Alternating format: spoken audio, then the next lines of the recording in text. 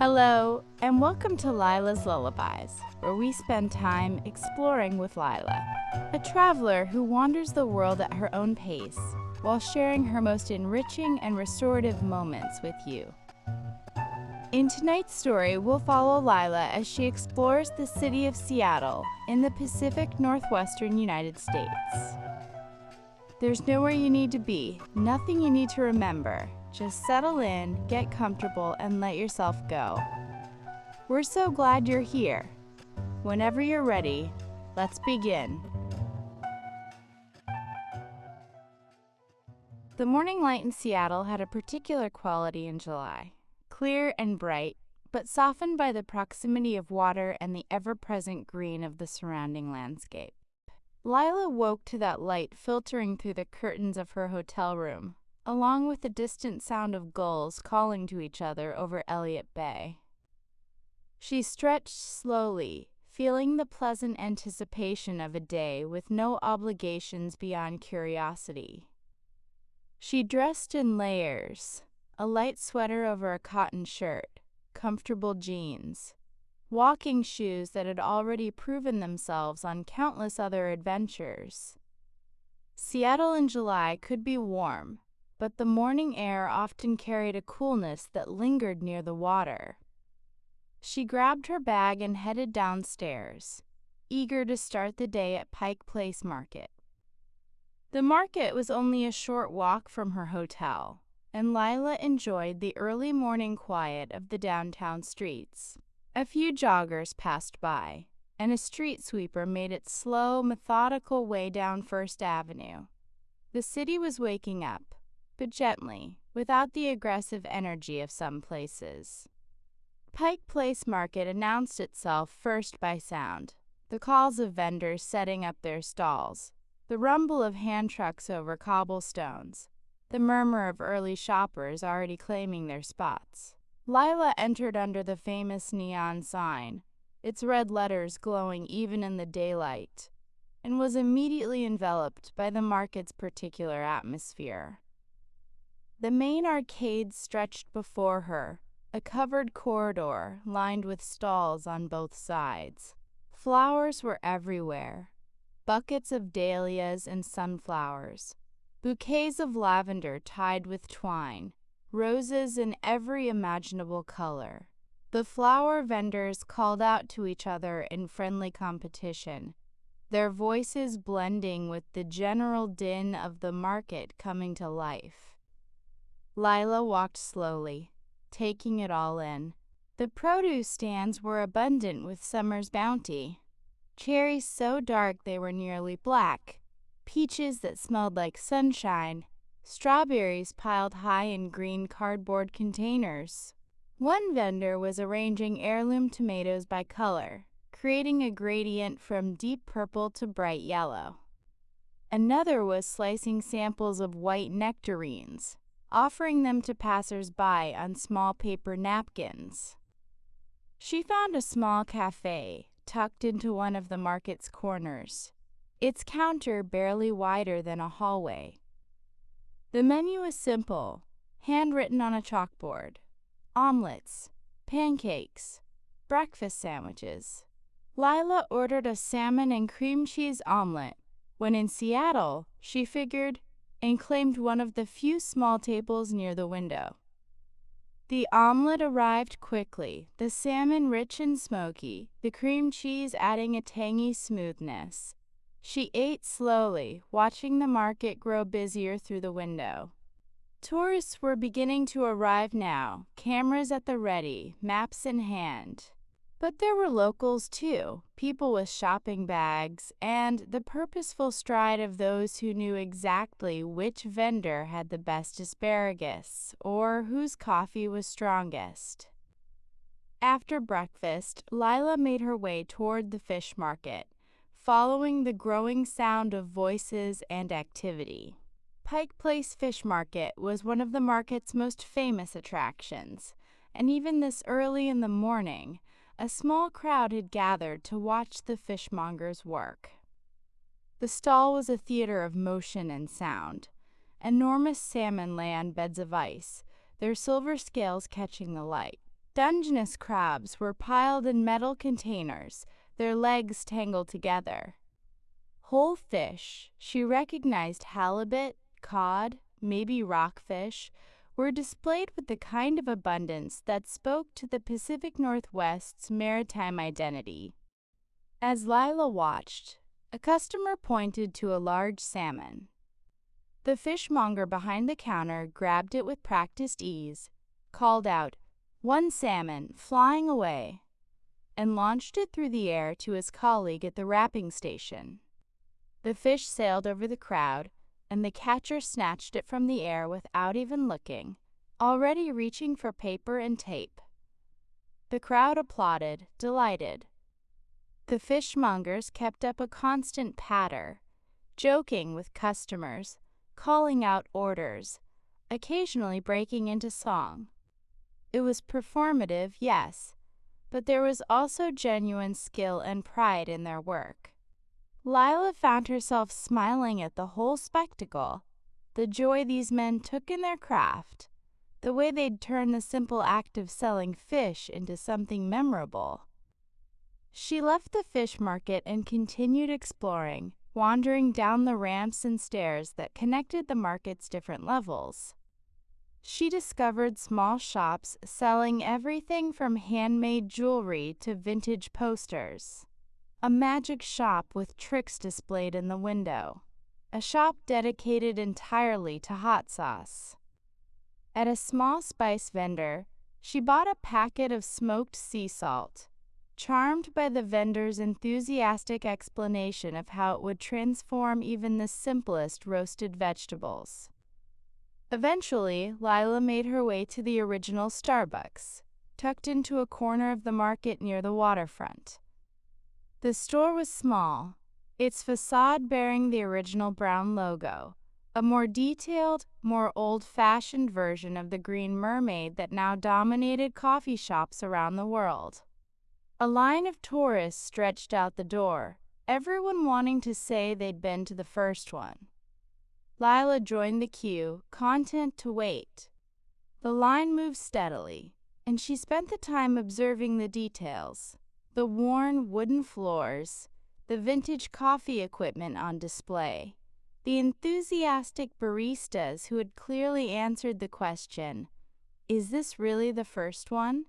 approximately 10,000 times. When she reached the counter, she ordered a simple drip coffee. It arrived in a paper cup with the brown logo, and Lyla took it outside to a small terrace overlooking the waterfront. The coffee was good, nothing revelatory, but solid and well made. She sipped it slowly, watching the ferries move across Elliott Bay, the Olympic Mountains visible in the distance, their peaks still touched with snow even in July. After finishing her coffee, Lyla descended the hill toward the waterfront. The Seattle waterfront had been recently renovated, she'd read, with a new promenade that replaced the old viaduct.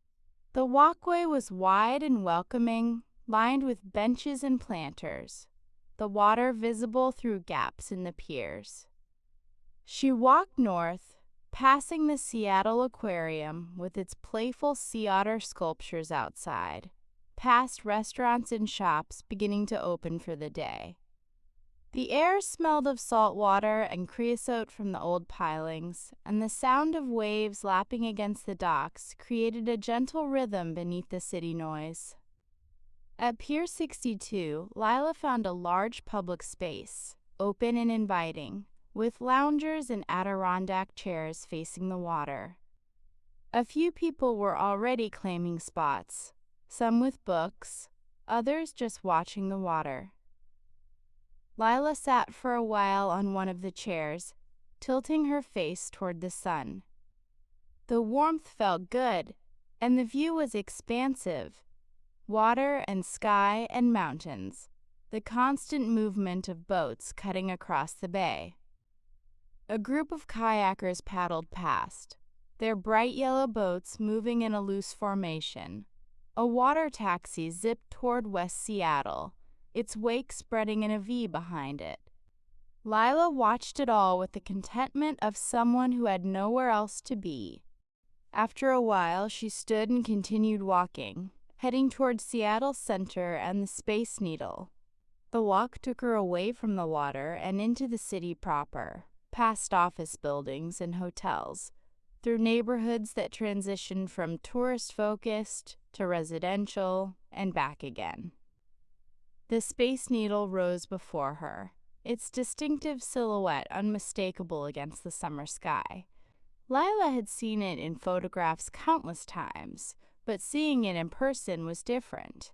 It was both exactly as expected and somehow more whimsical, more optimistic, a remnant of 1962's vision of the future.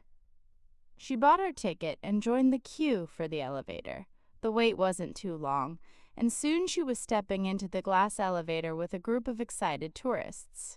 The ascent was smooth and quick, the city dropping away beneath them, the view expanding with each passing second. At the observation deck, Lyla stepped out into a circular space ringed with windows. The view was spectacular. She could see the entire city laid out below, the neat grid of downtown streets, the chaos of neighborhoods spreading in all directions. To the west, Elliott Bay sparkled in the sunlight, ferries leaving white trails across the blue water. To the east, Lake Union was dotted with sailboats and houseboats. And beyond it all, the mountains, the Olympics to the west, the Cascades to the east, Mount Rainier rising in the south like a benediction. She walked slowly around the deck, taking in the view from all angles.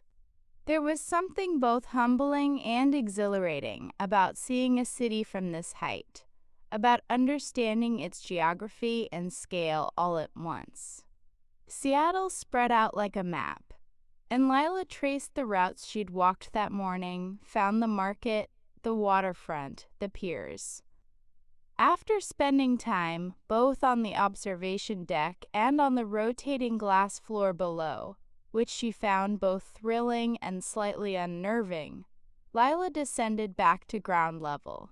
The Chihuly Garden and Glass was right next door, and she'd been looking forward to it.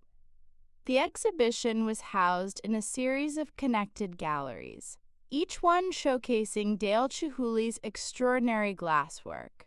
Lyla entered the first gallery and immediately felt like she'd stepped into another world.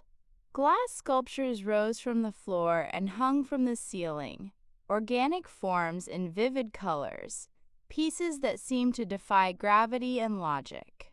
There were chandeliers that looked like jellyfish, wall installations that resembled exotic coral, towers of glass that spiraled upward like frozen flames. She moved slowly through the galleries, marveling at each installation. The colors were incredible: deep blues and vibrant oranges, emerald greens and rich purples, all catching and refracting the light. Some pieces were delicate and intricate, while others were bold and almost aggressive in their scale and color. In one gallery, an entire boat was filled with glass spheres in shades of red and orange, as if someone had filled a canoe with captured sunsets.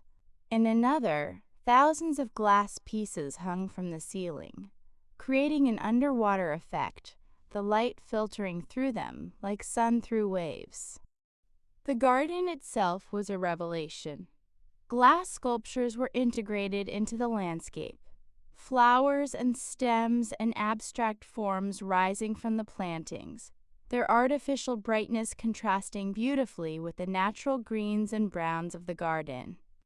A massive red and yellow installation dominated one area, its tentacle-like forms reaching upward, while real plants grew around its base.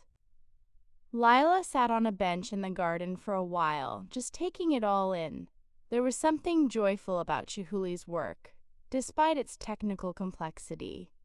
The pieces seemed to celebrate color and form and the sheer pleasure of making beautiful things. By the time she left the exhibition, it was past lunchtime. She found a small cafe near Seattle Center. a quiet place with sandwiches and salads. Nothing fancy, but everything fresh. She ordered a turkey and avocado sandwich and sat at a table near the window, content to rest her feet and watch the people passing by on the sidewalk outside. After lunch, Lyla took a bus to Capitol Hill, curious to explore one of Seattle's most eclectic neighborhoods. The bus ride took her through downtown and then up the hill, the streets growing steeper and the architecture shifting from glass towers to older buildings with more character. She got off on Broadway, the neighborhood's main thoroughfare, and immediately felt the different energy. Capitol Hill was younger, more alternative, more colorful. Coffee shops and vintage clothing stores lined the street, along with bookstores and record shops, and restaurants representing cuisines from around the world. Rainbow flags hung from lampposts, and the sidewalks were busy with people who seemed to march to their own drummers. Lyla wandered north on Broadway, then turned onto a quieter side street where the shops were smaller and more specialized. She passed a store that sold only houseplants, its windows filled with ferns and succulents and trailing pothos. Next door was a record store, the sound of vinyl crackling from speakers outside. A few doors down, she found a bookstore, the kind that felt immediately welcoming, with worn wooden floors and shelves packed so tightly there was barely room to walk between them. Lyla stepped inside, breathing in the familiar smell of old paper and dust and possibility. The store seemed to specialize in used books, with handwritten category signs marking each section: poetry, Northwest history, science fiction, graphic novels. Lyla gravitated toward the travel section, always curious about what other people had written about the places she'd visited or hoped to visit. As she browsed, running her fingers along the spines, a voice beside her said, "Looking for anything in particular?" Lyla turned to find a woman about her own age, with short gray hair and glasses on a beaded chain around her neck. She had the air of someone who worked there, though she wasn't wearing a name tag. "Just browsing," Lyla said, "but I'm always drawn to travel writing." "Good section for it," the woman said. "We just got in a whole collection from an estate sale. Someone who'd been everywhere, apparently. Did you see the Pico Iyer books? Those are new." They fell into an easy conversation about travel and books and Seattle. The woman, her name was Margaret, and she did indeed work there, had lived in Capitol Hill for 30 years and had watched the neighborhood change and evolve. She recommended restaurants Lyla should try, parks worth visiting, and a tiny museum dedicated to pinball machines that she swore was delightful. "Seattle's got layers," Margaret said, adjusting her glasses. "Most people see the Space Needle and Pike Place and think they've seen it all. But the good stuff is in the neighborhoods. Places like this, you know? The weird little corners." Lyla ended up buying 2 books, one about hiking in the Pacific Northwest, another a collection of essays about small towns. Margaret wrapped them carefully in brown paper and tied them with string, an old-fashioned touch that Lyla appreciated. Outside, the afternoon was warm and golden. Lyla continued exploring Capitol Hill, walking through residential streets lined with craftsman houses and apartment buildings from the 1920s. Gardens overflowed with roses and lavender, and she could hear music drifting from open windows. Jazz, then indie rock, then something classical she couldn't quite place. Eventually, she made her way to Volunteer Park, a green oasis at the top of the hill. The park was beautiful. Old trees providing shade, a conservatory with a glass dome, paths winding through carefully maintained gardens. Lyla walked the perimeter, enjoying the quiet and the views of the city below, whenever the trees opened up enough to allow them. From Capitol Hill, Lyla took another bus west toward Ballard, curious about this neighborhood she'd heard mentioned several times. The bus wound through various neighborhoods, and Lyla watched the scenery change through the window. From Capitol Hill's density to the shores of Lake Union, through the University District, and finally across the Ship Canal into Ballard. Ballard had a different feel entirely, more maritime, more Scandinavian in its heritage. She got off the bus on Ballard Avenue, the neighborhood's historic main street, and found herself on a charming block that felt almost like a small town rather than part of a major city. The buildings were mostly low-rise brick structures from the early 1900s, now housing breweries and restaurants and shops. She wandered into a small Scandinavian gift shop, its window displaying wooden Dala horses and hand-knit sweaters. Inside, the shop smelled of cardamom and coffee, and the woman behind the counter greeted her with a warm smile. Lyla browsed the shelves, admiring the craftsmanship of the imported goods, hand-painted wooden bowls from Sweden, Norwegian pewter jewelry, Danish candle holders in clean, minimalist designs. She bought a small ceramic mug, cream-colored with a simple blue design, imagining her morning coffee at home tasting better from something so carefully made. The woman wrapped it in tissue paper and told her about the Scandinavian heritage of Ballard, how the fishing industry had drawn immigrants from Norway and Sweden in the late 1800s, how their descendants still gathered at the Nordic Museum and celebrated their traditions. Lyla continued walking, eventually finding her way to the Ballard Locks, officially the Hiram M. Chittenden Locks, but known locally simply as the Ballard Locks. This was the connection between the saltwater of Puget Sound and the freshwater of Lake Union and Lake Washington, and it was busier than Lyla had expected. She stood at the railing and watched boats of all sizes waiting to pass through the locks, sailboats and fishing vessels, kayaks and yachts. The process was methodical and fascinating. Boats would motor into the lock chamber, the gates would close, and the water level would slowly rise or fall to match the level on the other side. Then the opposite gates would open, and the boats would continue on their way. Next to the locks was a fish ladder, with viewing windows that allowed visitors to watch salmon making their journey upstream. It wasn't the peak of salmon season yet, but Lyla still spotted a few fish fighting their way up the ladder, their bodies silvery and determined.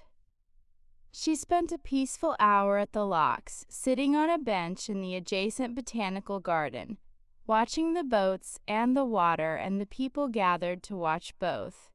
There was something soothing about the whole scene, the patience required by the locking process, the persistent movement of the fish, the gentle beauty of the garden. As the afternoon stretched toward evening, Lyla made her way back toward the waterfront. She wanted to experience Seattle from the water, and a ferry ride seemed like the perfect way to watch the sunset. She caught a bus back downtown and walked to the ferry terminal at Pier 50. The Washington State ferry system was utilitarian rather than touristy. These were working ferries that transported commuters and cars, not just sightseers. But that made it better, somehow. Lyla bought a round-trip ticket to Bainbridge Island and joined the foot passengers boarding the massive green and white ferry. She climbed to the upper passenger deck and found a spot at the railing on the port side, facing west toward the Olympic Mountains. The ferry's horn blared, a deep, resonant sound that Lyla felt in her chest, and the vessel began to pull away from the dock. As they moved across Elliott Bay, Seattle's skyline came into full view behind them. The city looked beautiful from this perspective, the buildings catching the golden light of late afternoon. The Space Needle, a graceful exclamation point above it all. Ahead, the Olympic Mountains were beginning to glow with alpenglow, their peaks turning pink and orange as the sun descended. The ferry plowed steadily through the water, its wake spreading white behind them. Other passengers were on deck, some regulars who barely looked up from their phones, others clearly tourists like herself, cameras at the ready. Lyla just stood at the railing, letting the wind blow her hair, feeling the spray of mist occasionally reach her face. Gulls followed the ferry, riding the air currents and calling to each other. In the distance, she could see other ferries making their own crossings, the whole system like a ballet of large vessels moving through choreographed patterns. The crossing to Bainbridge took about 35 minutes. When they docked, Lyla stayed on board. She wasn't interested in exploring the island, just in the journey itself. The ferry emptied and refilled, and then they were off again, heading back towards Seattle as the sun sank lower in the sky. The return trip was even more beautiful. The sun was setting behind them now, and Seattle ahead was beginning to light up, the buildings glowing against the darkening sky. The water had turned gold, then pink, then a deep purple blue. Other passengers had come out on deck for the sunset, and there was a collective quietness, everyone absorbed in the beauty of the moment. By the time the ferry docked back in Seattle, the city was fully illuminated, the sky a deep twilight blue. Lyla walked off the ferry feeling refreshed, the wind and water having cleared her mind in a way she hadn't quite expected. She was hungry now, ready for dinner. She'd made a reservation at the Pink Door, a restaurant in Pike Place Market she'd read about, known for its Italian food and its unmarked entrance and its nightly entertainment. Finding it felt like a treasure hunt. There was no sign, just a pink door on Post Alley, exactly as advertised. Inside, the restaurant was warm and inviting, with brick walls and strings of lights and a buzzing energy that spoke to how beloved the place was. Lyla was led to a small table near the side, with a view of the small stage area where the entertainment would be. She ordered a glass of red wine and studied the menu. Everything sounded good. Handmade pasta, fresh fish, wood-fired meats. She settled on the lasagna, a special of the day, and a salad with burrata and tomatoes. The food, when it arrived, was exactly what she'd hoped for. The lasagna was rich and layered, the pasta sheets delicate, the sauce clearly simmered for hours. The burrata was creamy and mild, the tomatoes sweet and acidic in perfect balance. She ate slowly, savoring each bite, sipping her wine between forkfuls. Around her, the restaurant hummed with conversation and laughter. It was the kind of place where strangers became friends over shared tables, where the staff knew the regulars by name, where you could feel the decades of history in the walls. As she was finishing her meal, the lights dimmed slightly, and a woman in a flowing costume stepped onto the small stage. Live entertainment, Lyla remembered. She wasn't sure what to expect. What followed was a trapeze performance, though not the death-defying circus kind. Instead, the woman performed on a low aerial hoop suspended just above the stage, her movements graceful and balletic, set to slow, dreamy music. She spun and posed and stretched, her body moving with an almost liquid fluidity. The restaurant fell quiet, all conversation pausing as people watched. It was intimate and mesmerizing, this small performance in the middle of dinner service. The woman's movements were hypnotic. The slow rotations, the elegant extensions, the way she seemed to float even as gravity pulled at her. Lyla found herself completely absorbed, her wineglass forgotten in her hand. The music was soft and melodic, something instrumental with accordion and strings, and the performer moved through her routine with an unhurried grace.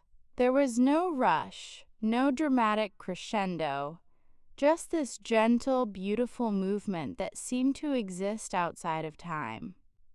The performance ended with the woman suspended in the hoop, one arm extended, her body arched in a final pose. The restaurant erupted in applause, and she smiled and bowed before disappearing backstage. Lyla sat back in her chair, still feeling the effect of what she'd just witnessed. There was something magical about it. The unexpectedness of finding a trapeze artist in a restaurant, the intimacy of the performance, the way the music and movement had woven together. She ordered a coffee and a small dessert, panna cotta with raspberry sauce, and lingered over both. The conversation around her had resumed, but at a slightly lower volume, as if everyone was still under the spell of the performance. Another performer took the stage, this time a guitarist, who settled onto a stool with a classical guitar and filled the restaurant with warm, melodic Italian folk music, and the energy shifted again, becoming more festive. Lyla watched and listened, her dessert spoon moving slowly through the creamy panna cotta. The day had been full, fuller than she'd expected, and yet she didn't feel tired. Instead, she felt a pleasant contentment, the satisfaction of having wandered through a city and found it generous with its gifts. The music continued, the guitarist moving through a repertoire that ranged from melancholy to joyful and back again. Other diners had begun to clap along with the more upbeat numbers, and Lyla found herself tapping her foot beneath the table.